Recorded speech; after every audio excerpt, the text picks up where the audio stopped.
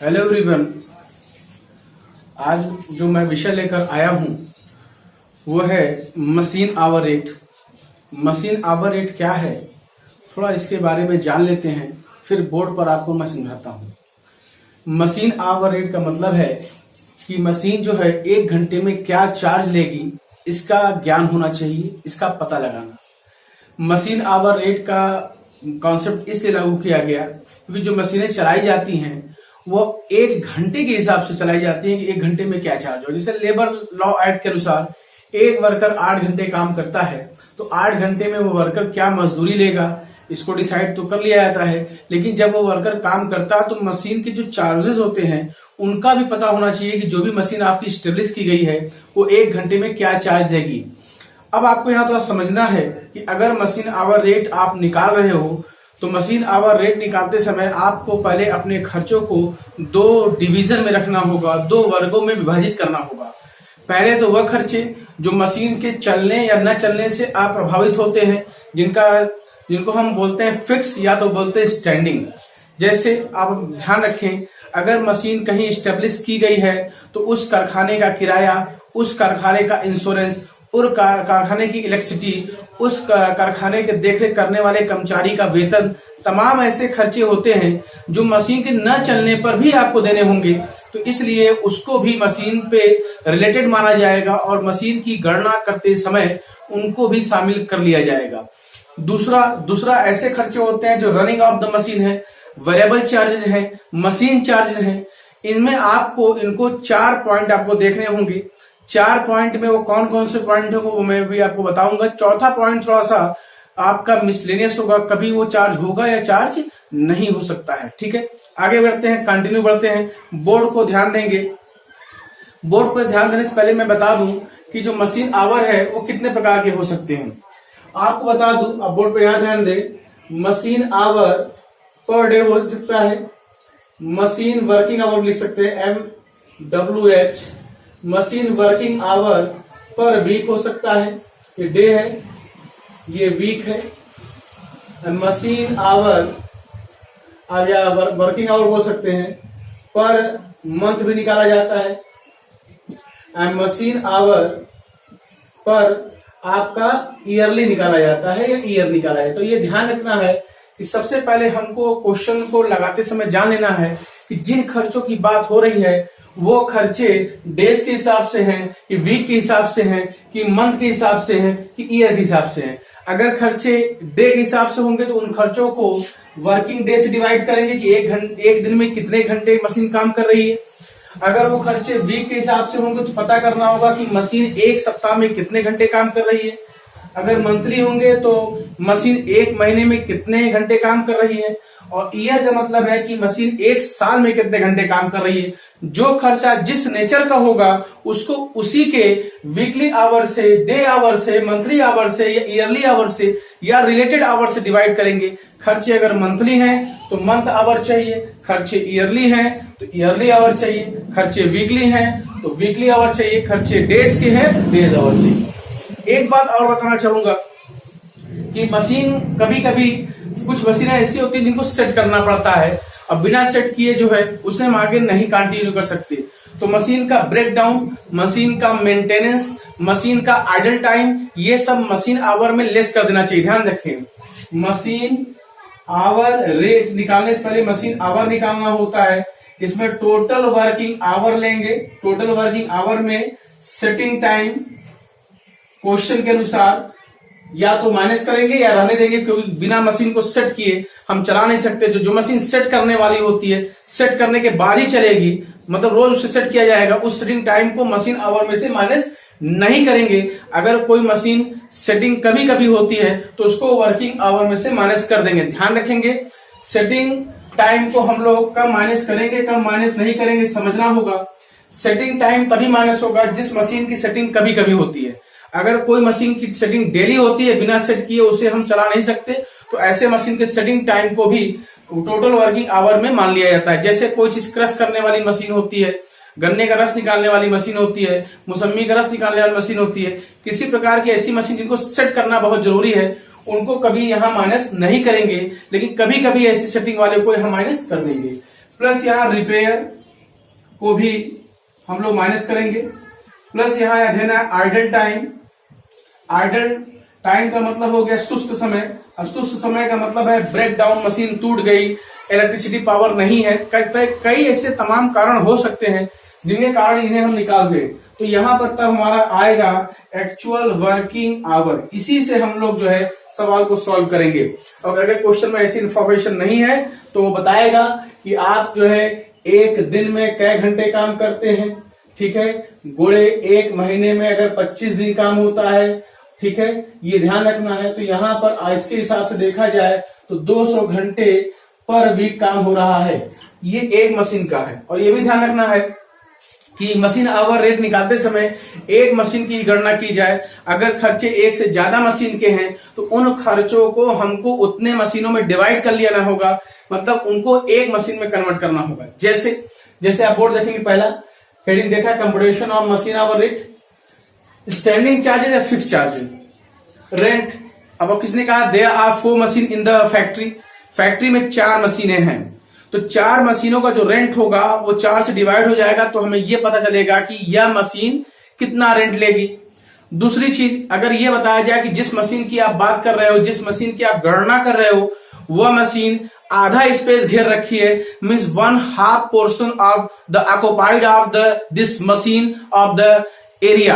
अगर आप ध्यान दें कि मशीन ने आधा जगह घेर रखा है, तो आधा मतलब तो पूरे जो कारखाने का जो किराया होगा उसका आधा जो है इसी में जाएगा। तो समझना है कि जो हमारा रेंट है वो स्पेस ऑक्युपाइड से मशीन को डिस्ट्रीब्यूट किया जाता है, और जब स्पेस ऑक्युपाइड से घेरी गई जगह के अनुसार उसका हिस्सा पता चल जाए तब यहां रखेंगे।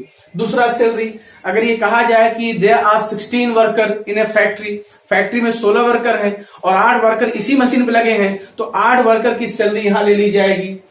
इंश्योरेंस, बीमा भी आप देखेंगे उसकी लागत के अनुसार। ऐसे मान लीजिए कंपनी ने 10 लाख रुपए लागत पे मशीनें मंगाई हैं, 4 मशीन, लेकिन यह मशीन 4 लाख लागत की है, तो 10 लाख का 4 लाख 40%, मतलब टोटल इंश्योरेंस का 40% इंश्योरेंस यहां चार्ज होगा। इलेक्ट्रिसिटी पॉइंट के हिसाब से, यहाँ पावर की बात नहीं हो रही है, इलेक्ट्रिसिटी बल्ब की बात हो रही है। यहाँ ध्यान देना है कि जिस जगह ये मशीन रखी गई है, ये मशीन कितना इलेक्ट्रिसिटी ले रही है। ज्यादा स्पेस में होगी तो आधा एरिया तो उसने पहले कह दिया था कि हम ले लेंगे। तो 16 पॉइंट में अगर ये कहा जाए जहां ये मशीन लगी है 6 पॉइंट वहां पर है, तो 6 पॉइंट की बिजली यहां पर रखी जाएगी। कैंटीन में वर्कर भोजन करते हैं, तो ये देखा जाएगा कि कितने वर्कर इस पे लगे हैं। अगर कहा जाए कि यहाँ 8 वर्कर हैं फैक्ट्री में और 4 वर्कर इस मशीन को केवल देखते, जिस मशीन की हम लोग बात कर रहे हैं, तो 4 वर्कर का भोजन का खर्चा, कैंटीन का खर्चा यहाँ रखा जाएगा, उनके वेलफेयर का भी खर्चा यहाँ रखा जाएगा। तो पर ये समझना है कि आपको खर्चों को रखने से पहले डिस्ट्रीब्यूट कर लेना है कि अगर ज्यादा मशीनें हैं तो जिस मशीन की बात हो रही है उसका स्पेस ऑक्युपाइड के हिसाब से रेंट, उनके द्वारा लगाए गए एम्प्लॉइयों का वेतन, उनके लागत के अनुपात में उनका इंश्योरेंस, उनके द्वारा पॉइंट घेरा गया इलेक्ट्रिसिटी, उनके कैंटीन का वर्कर का खर्चा, welfare fund and all fix charges, और ऐसे सब चार्ज ले लिए जाएंगे जो कि वेरिएबल में नहीं आते। अब ये वेरिएबल वाली बात जो मैंने कही, तो पहले वेरिएबल को भी चेक कर लेंगे, तो बाकी सारे खर्चे स्टैंडिंग ही माने जाएंगे, लेकिन मुझे समझाना जरूरी था कि कौन सा खर्चा किस अनुपात में बांटना चाहिए। जब आप इसको जोड़ेंगे तो ये स्टैंडिंग चार्ज TSC बनेगा। TSC का फुल फॉर्म है total standing charges. Total standing charges जो निकलेंगे उससे हम लोग SC/S निकालेंगे, स्टैंडिंग चार्जेस पर आवर, 1 घंटे का चार्ज। तो फॉर्मूला बनेगा total standing charges oblique working hour. Working hour आप जो है इसके अनुसार निकालेंगे। अगर ये खर्चा ध्यान रखेंगे 1 दिन का है तो यहाँ 1 दिन का वर्किंग आवर होगा। अगर ये सारे खर्चे 1 सप्ताह के हैं तो यहाँ सप्ताह का वर्किंग आवर होगा। ये खर्चे मंथली हैं तो यहाँ मंथ वर्किंग आवर होगा, और अगर खर्चे ईयरली हैं तो यहाँ ईयरली वर्किंग आवर होगा। जो खर्चे जिस नेचर के होंगे उस हिसाब से आपको वर्किंग आवर चाहिए। अब आपको ये पता चल गया कि 1 दिन का है, कि 1 वीक का है, कि 1 मंथ का है, कि 1 ईयर का है। आगे कंटिन्यू करते हैं। कंटिन्यू देखिए, बी आएगा वेरिएबल मशीन चार्जेस, या आप रनिंग चार्जेस भी इससे बोल सकते हैं। सबसे पहले निकालना होगा depreciation of the machine. Machine का घिसावट 1 घंटे का, तो कॉस्ट ऑफ द मशीन ले लें, एक पॉइंट और जोड़ लेते हैं, प्लस इंस्टॉलेशन चार्ज ले लें। इंस्टॉलेशन चार्जेस का मतलब है मशीन को बैठाने में मशीन को बैठाने में जो खर्च हुआ है, तो कास्ट ऑफ मशीन ले लें प्लस इंस्टॉलेशन चार्जेस ले लें और माइनस स्क्रैप्ड वैल्यू, उसमें से अगर कूड़ा कबाड़ कुछ निकल रहा है तो उसको निकाल दें, और total working our in life the machine, machine का कुल जीवन कितना है ये पहले से डिसाइड होगा, तो उसके वर्किंग आवर्स डिवाइड करेंगे तो ये 1 घंटे का ही देगा। यहाँ आपको इनसे कोई मतलब नहीं है। जितने मशीन, जैसे 10 लाख की मशीन है और 10 लाख घंटे काम करेगी, सपोज करते हैं 10 लाख की मशीन और 10 लाख घंटे काम करेगी, तो 1 घंटे का चार्ज आ जाएगा 1 रुपया। तो रिपेयर चाहिए तो repair divide by related working hour, अगर रिपेयर 1 दिन का है तो 1 दिन के घंटे से डिवाइड करें, रिपेयर 1 सप्ताह का है तो 1 सप्ताह से डिवाइड करें, रिपेयर अगर आपका मंथली है तो मंथली आवर्स डिवाइड करें, रिपेयर ईयरली है तो ईयरली आवर्स डिवाइड करें, और रिपेयर अगर होल लाइफ का है तो होल लाइफ डिवाइड करें। मींस रिपेयर को 5 तरीके से डिवाइड कर सकते हैं, per day, weekly, month, yearly या whole life of the machine, machine का कुल जीवन, होल लाइफ का मतलब टोटल वर्किंग आवर। तो रिपेयर जिस टाइप के नेचर का होगा उस रेटेड आवर से डिवाइड हो जाएगा। अगला आता है पावर। पावर में यहां ध्यान देना है बिजली। अगर आपको पता है कि 1 घंटे में कितनी बिजली लग रही है तो आसान है, नहीं पता तो पता करिए यूनिट, यू माने unit, unit produce per hour, 1 घंटे में कितनी इकाई बनी, मशीन ने 1 घंटे में कितनी इकाई बनाई। मान लेते हैं 1 घंटे में मशीन ने 10 इकाई बनाई, या at the rate of unit rate, और उस यूनिट का रेट क्या लगा, कितना बिजली लगी।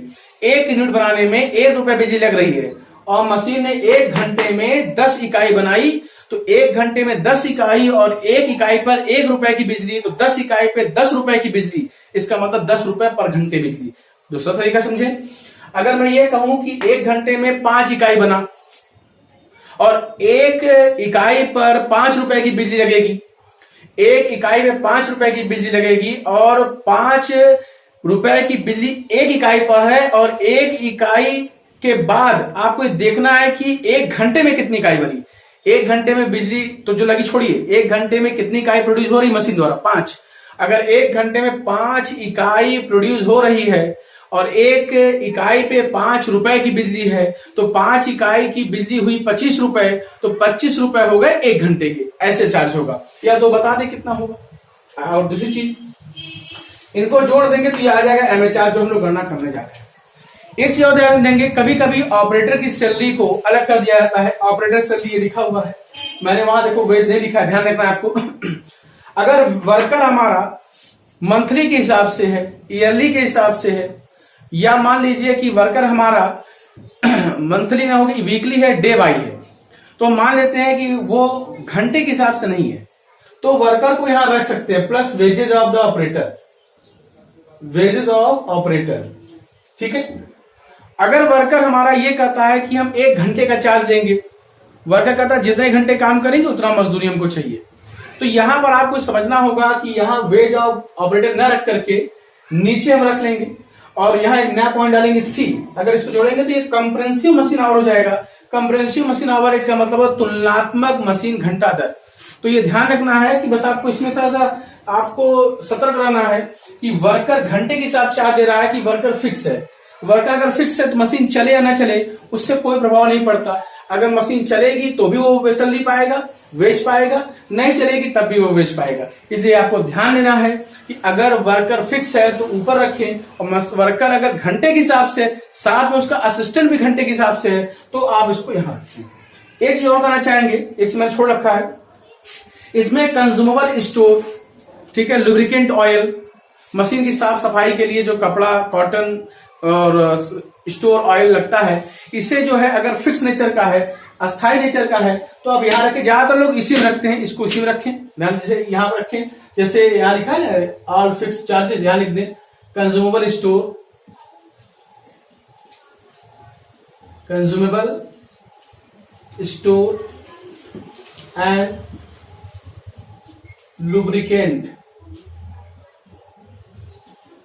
लुब्रिकेंट ऑयल, ये सब चीजें रख दें आप। लास्ट, अगर किसी क्वेश्चन में फ्रेश वाटर, ठीक है, मिनरल वाटर, पेट्रोल, डीजल, ऐसी चीजों के बारे में बताया गया है कि लगता है, तो ये सब चीजें लगातार नहीं लगती, मशीन के चलन में कभी कदार लगती हैं। तो ऐसी स्थिति में आप उसको क्या करेंगे, यहां रखेंगे चौथे पॉइंट में, जो मैंने कहा था शुरुआत में, चौथा पॉइंट यहां रखेंगे। अगर ऐसा कुछ होता है तो यहां रखेंगे आप फ्रेश वाटर, गैस दे सकते हैं, वाटर ले सकते हैं और गैस वाटर, और आप मान लीजिए पेट्रोल डीजल ईटीसी, क्योंकि ये सब चीजें कभी कदार लगने वाली चीजें हैं। तो मैंने आज आपको मशीन आवर रेट का एक सूक्ष्म जो है बहुत छोटा परिचय दिया। इसके माध्यम से आप सवाल को लगाएं तो आसानी से हो जाएगा। इस चैप्टर को पढ़ने में तो कोई दिक्कत नहीं होती, समस्या होती है कि गुणा भाग जब इसका करना होता है, छोटे कभी वर्ग, कभी मंथली, कभी वीकली, क्योंकि खर्चे कई नेचर के होते हैं। वीकली है तो मंथली है, होल लाइफ का है, तो लोग क्या करते हैं उल्टा सीधा डिवाइड करना शुरू कर देते हैं, तो इससे आंसर टैली नहीं करता। तो क्वेश्चन को ध्यान से पढ़ें, क्वेश्चन को समझें। सबसे पहले आप यहाँ जब क्वेश्चन लगाएं तो यहाँ लिख दें वर्किंग आवर, सवाल कितने घंटे का है, और उसके बाद भी कभी कभी खर्चे एक दिन के आते हैं, तो उस खर्चे को आप चाहें तो अगर एक दिन का तो एक दिन के वर्किंग आवर से डिवाइड करें, या तो इतने गुना बढ़ा करके फिर उसे डिवाइड करें, घुमा फिरा के वही होगा। और क्वेश्चन बहुत ध्यान से पढ़ेंगे, आपको समझ में आएगा। और आप अगर नए सब्सक्राइबर हैं, चैनल को भी आपने सब्सक्राइब नहीं किया है तो चैनल को सब्सक्राइब करें और बेल आइकन को जरूर दबाएं, जिससे मेरे अपडेट वीडियो आप तक मिलते रहे। उम्मीद है आपको वीडियो अच्छा लगा होगा। आज के लिए इतना ही, थैंक यू।